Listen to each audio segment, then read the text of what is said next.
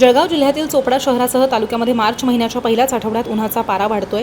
वाढत्या उष्णतेमुळे दुपारच्या वेळी रस्त्यावरती कामानिमित्त ये-जा करणाऱ्या नागरिकांची संख्या काहीशी कमी झाल्याचं पाहायला मिळतंय। ज्यांना अत्यावश्यक कामासाठी बाहेर पडावं लागतंय असे महिला आणि पुरुष डोक्यावरती रुमाल बांधून किंवा टोपी घालून उन्हापासून बचाव करताना दिसतात। उन्हाच्या वाढत्या तीव्रतेमुळे शहरामध्ये रुमाल, टोपी आणि महिलांसाठी स्कार्फ विक्रीची दुकानं सुद्धा मोठ्या प्रमाणात लागली आहेत। नागरिक सुद्धा उन्हापासून रक्षण करण्यासाठी वस्तूंची खरेदी करतायत।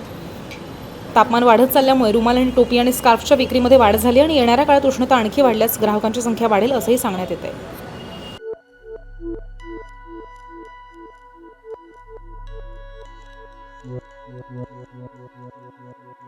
उन्हाची तीव्रता वाढते आणि आपण उन्हापासून बचाव करण्यासाठी विक्रीसाठी काय काय ठेवलेलं आहे?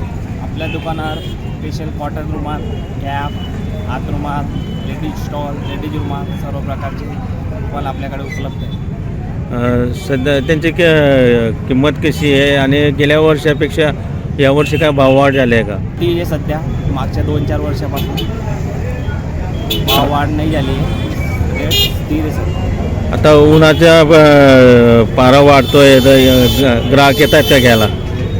ग्राहक येत आहे, विक्रीत बी वाढ होते। ऊन जसं वाढेल तसं तरी कस्टमर जास्त येते। कुठल्या याला जास्त मागणी होते? जास्त मागणी लेडीज रुमाल, आपले मोठे शेतकरी कॉटन रुमाल, बागायतदार रुमाल यांची मागणी जास्त आहे। कॅप अजूनही येणाऱ्या काही दिवसात तापमान वाढल्यानंतर ग्राहक वाढतील। तापमान वाढलं की बाहेर जाणारे आपले शेतकरी बंधू सर्व रुमाल, आपले मोठे रुमाल त्याची मागणी जास्त वाढते व वापर जास्त होतो।